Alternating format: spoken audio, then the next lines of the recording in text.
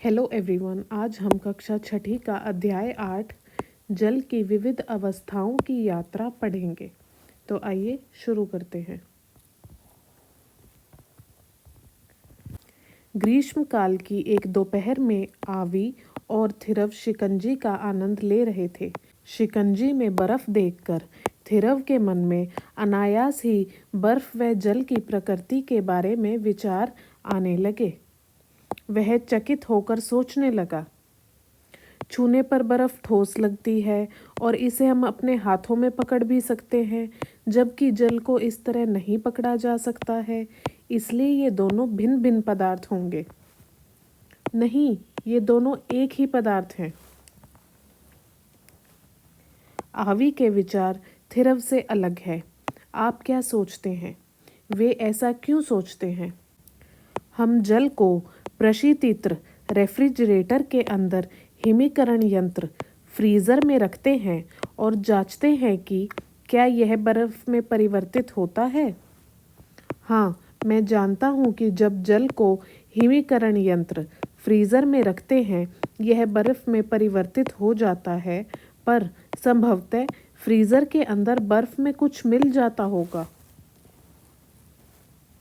क्या आपको लगता है कि थिरव सही है? आप इसकी जांच कैसे कर सकते हैं?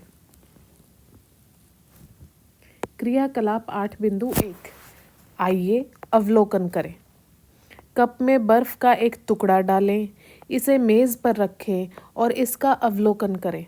बर्फ धीरे धीरे जल में परिवर्तित हो जाती है। इन अवलोकनों से आप क्या निष्कर्ष निकालते हैं? क्या इसका यह अर्थ है कि बर्फ व जल एक ही पदार्थ है? हाँ, बर्फ व जल एक ही पदार्थ के दो रूप हैं। इन रूपों को अवस्थाएं भी कहा जाता है। जल की ये विभिन्न अवस्थाएं अपने व्यवहार में कई अंतर रखती हैं। जल बहता है पर बर्फ नहीं। जल छलकता है पर बर्फ नहीं। जल के विलुप्त होने की क्रिया की जांच। वर्षा काल की एक सुबह है। विद्यालय जाते समय आवी और थिरव देखते हैं कि खेल के मैदान में कई गड्ढे हैं जिनमें जल भरा हुआ है। उस शाम जब वे मैदान में खेलने गए तो उन्हें यह देखकर आश्चर्य हुआ कि कुछ गड्ढों में से जल की मात्रा कम हो गई है। क्या आपने कभी गड्ढों में से जल को विलुप्त होते देखा है? यह कहाँ जाता होगा? अपने मित्रों से चर्चा कीजिए। आपने जल को और कहाँ विलुप्त होते देखा है? क्या आप कोई संभावित कारण सोच सकते हैं कि ऐसा क्यों होता होगा? आपने देखा होगा कि बर्तन धोने के कुछ समय बाद बर्तनों की सतह पर बचा हुआ जल सूख जाता है। क्या आपके द्वारा पहले सोचा गया कारण इस स्थिति में भी जल के विलुप्त होने की व्याख्या करता है? आवी सोच रही थी कि बर्तनों की सतह से जल रिस गया होगा। थिरव सोचता है कि बर्तनों की सतह से जल नहीं रिसता है। एक क्रियाकलाप की रूपरेखा बनाएं और जांचें कि किसका कथन सही है। क्रियाकलाप 8.2। आइए जांच करें। चित्र 8.1 में दर्शाए अनुसार स्टील की एक प्लेट या थाली में एक चम्मच जल लें। देखें कि जल प्लेट के दूसरी ओर रिसता है या नहीं। इसे नियमित अंतराल पर तब तक देखते रहें जब तक जल पूरी तरह से विलुप्त न हो जाए। आप क्या अनुमान लगाते हैं? क्या यह क्रियाकलाप इस निष्कर्ष पर पहुंचने के लिए पर्याप्त है कि स्टील की प्लेट से जल नहीं रिसता है?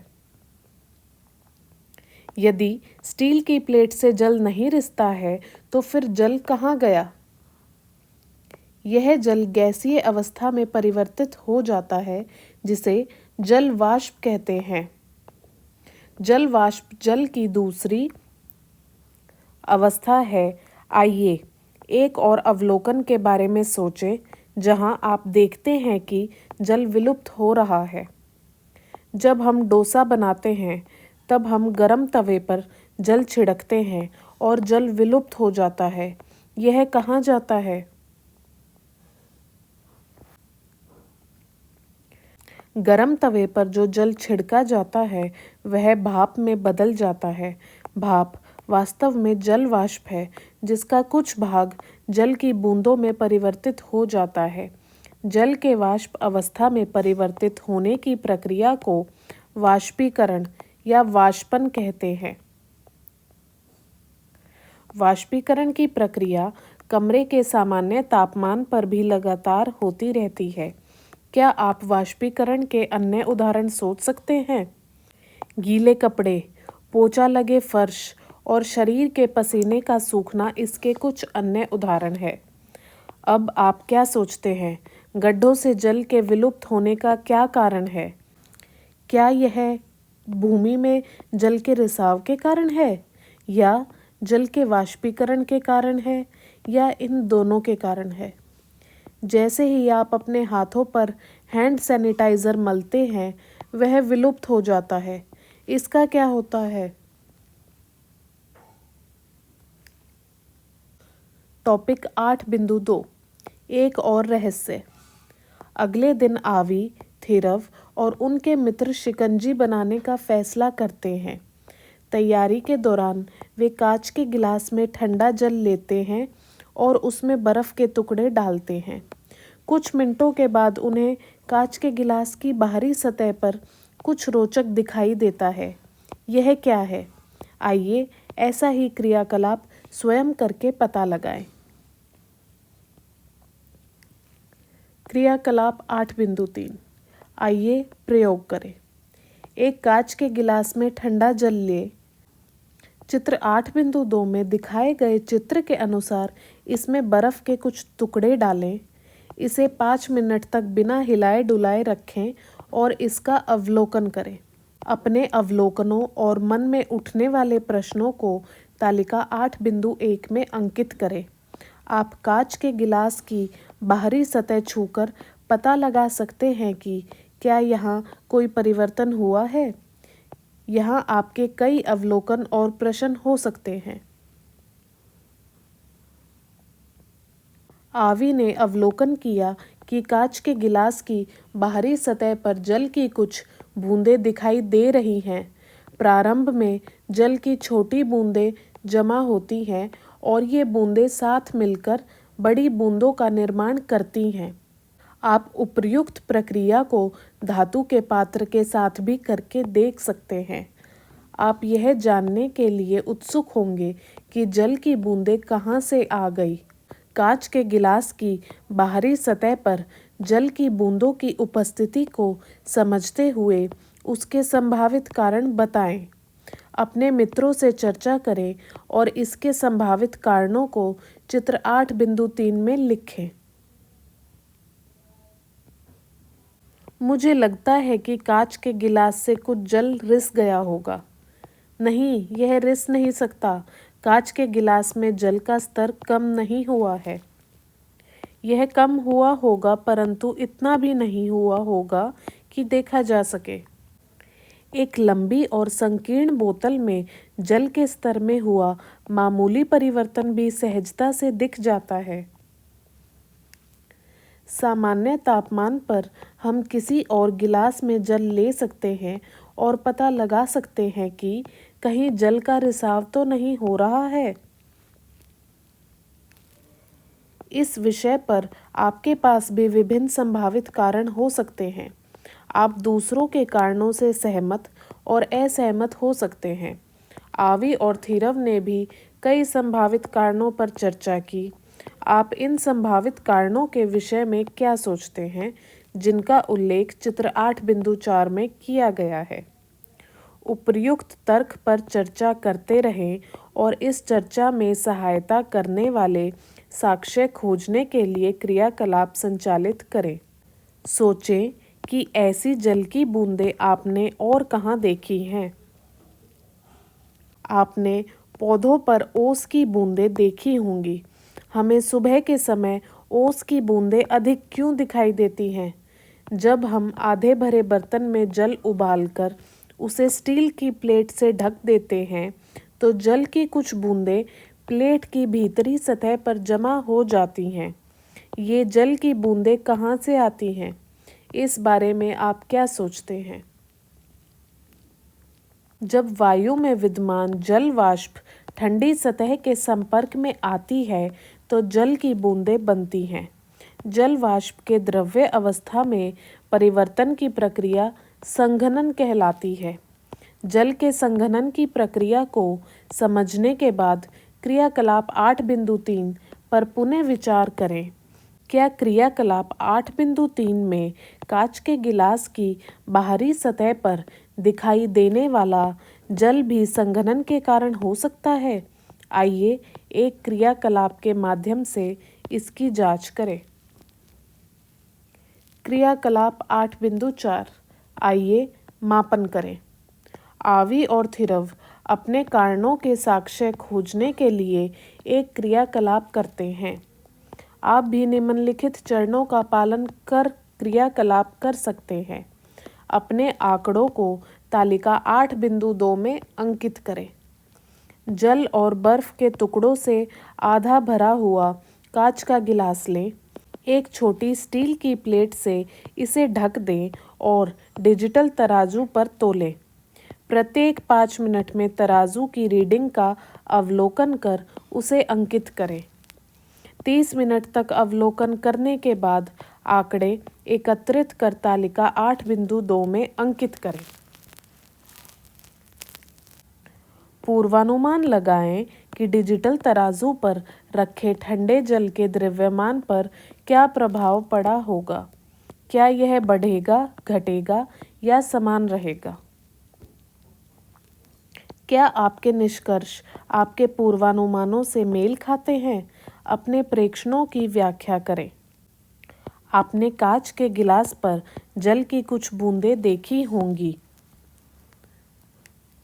वायु से जल वाष्प कांच के गिलास की ठंडी सतह के संपर्क में आती हैं और संघनन के कारण कांच के गिलास पर जल की बूंदों में परिवर्तित हो जाती हैं। डिजिटल तराजू पर ली गई रीडिंग अब बढ़ गई है। क्या हम यह निष्कर्ष निकाल सकते हैं कि जल का रिसाव गिलास की सतह से नहीं हो रहा है? क्या हम यह भी निष्कर्ष निकाल सकते हैं कि गिलास के बाहर एकत्रित जल केवल संघनन के कारण है? नहीं, हम क्रियाकलाप 8.4 से ऐसा निष्कर्ष नहीं निकाल सकते। आप यह दिखाने के लिए और क्या कर सकते हैं कि कांच के गिलास से जल नहीं रिस रहा है? उत्तर खोजने के लिए आप क्रियाकलाप 8.4 में क्या बदलाव करेंगे? निम्नलिखित संशोधन के साथ क्रियाकलाप 8.4 को दोहराएं। कांच के गिलास पर जल के स्तर को एक स्थायी मार्कर या पारदर्शी टेप से चिन्हित करें। आप क्या अवलोकन करते हैं? कांच के गिलास में जल का स्तर नीचे नहीं जाता, बल्कि अतिरिक्त जल कांच के गिलास से बाहरी सतह पर जमा हो जाता है। आप इससे क्या निष्कर्ष निकाल सकते हैं? यह क्रियाकलाप दर्शाता है कि कांच के गिलास से जल नहीं रिस रहा है और संघनन के कारण अतिरिक्त जल एकत्रित हो रहा है। टॉपिक 8.3 जल की विभिन्न अवस्थाएं क्या हैं? जल एक ऐसा पदार्थ है जिसकी तीनों अवस्थाएं हमारे दैनिक जीवन में देखी जा सकती हैं। ठोस अवस्था में यह बर्फ के रूप में विद्यमान रहता है। गर्म करने पर बर्फ पिघलकर द्रव्य अवस्था में परिवर्तित हो जाती है और अधिक गर्म करने पर जल अपनी गैसीय अवस्था में परिवर्तित हो जाता है। आइए जल की विभिन्न अवस्थाओं के गुणों की पहचान करने के लिए क्रियाकलाप 8.5 करते हैं। क्रियाकलाप 8.5 आइए पहचान करें। एक पात्र में बर्फ का एक टुकड़ा डालें और इसे एक दूसरे आकार के पात्र में स्थानांतरित करें। आप बर्फ के टुकड़े के आकार में क्या परिवर्तन देखते हैं? अपने अवलोकनों को तालिका 8.3 में अंकित करें। जल को एक पात्र से अलग आकार वाले दूसरे पात्र में डालें। अवलोकन करें कि बर्फ की तुलना में जल का व्यवहार कैसा है और उसे अंकित करें। क्या आपने ध्यान दिया कि जल एक पात्र से दूसरे पात्र में कैसे प्रवाहित हो जाता है। इसके आकार का क्या होता है। एक साफ सतह पर जल डालें और देखें कि यह कैसे फैलता है। जब जल अपने जल वाष्पीय रूप में परिवर्तित हो जाता है तो यह जल वाष्प कैसे प्रसारित होती है। इसकी तुलना जल के प्रसारण व्यवहार से करें।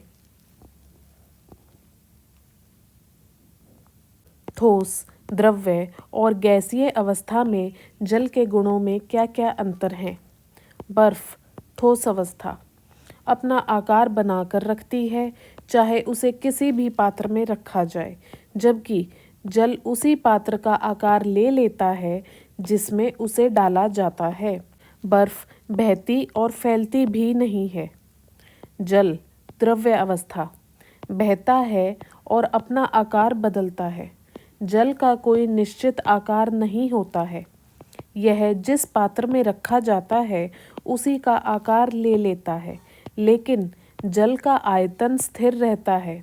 क्या जल में भी फैलने का गुण होता है? हाँ, जल में आयतन स्थिर रखते हुए फैलने का गुण भी होता है। जल वाष्प गैसीय अवस्था समस्त उपलब्ध स्थान में फैल जाने का गुण प्रदर्शित करती है। गैस निश्चित आकार धारण नहीं करती है। जल वाष्प सामान्य ताप पर भी विद्यमान रहती है, यद्यपि यह हमारे लिए अदृश्य है। यह हमारे आसपास की वायु में विद्यमान है। कपड़े सुखाने या फर्श पर पोछा लगाने जैसी गतिविधियों से वाष्पित होने वाला जल हमारे चारों ओर की वायु के जल वाष्प में योगदान देता है। अब आप जल की 3 अवस्थाओं से परिचित हो चुके हैं। कुछ अन्य पदार्थ भी इन अवस्थाओं को प्रदर्शित करते हैं, जैसे मोम, तेल और घी। आइए ठोस, द्रव्य और गैस के कुछ और उदाहरण देखें। अपने आसपास देखें और ठोस पदार्थों के कुछ उदाहरण खोजें। ठोस पदार्थों के कुछ उदाहरण पत्थर, लकड़ी और बर्तन भी हो सकते हैं।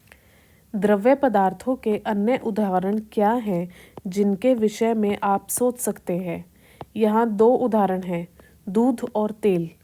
5 अन्य उदाहरणों के बारे में सोचें। क्या आपने कभी ध्यान दिया है कि आप रसोई घर में प्रवेश किए बिना भी खाना पकने की गंध को अनुभव कर सकते हैं? यह गंध हम तक कैसे पहुंचती है? ऐसा इसलिए है कि स्वादिष्ट खाना पकने की सुगंध वायु के माध्यम से फैलती है और हमारी नाक तक पहुंचती है, भले ही हम रसोई घर में ना हों। गैसों के अन्य उदाहरण क्या हैं जिनके बारे में आप सोच सकते हैं? ऑक्सीजन व कार्बन डाइऑक्साइड के विषय में आप क्या कहेंगे? आज हम यह पाठ यहीं तक पढ़ेंगे। आगे के टॉपिक्स हम इसी अध्याय की पार्ट 2 वीडियो में करेंगे। Thanks for watching.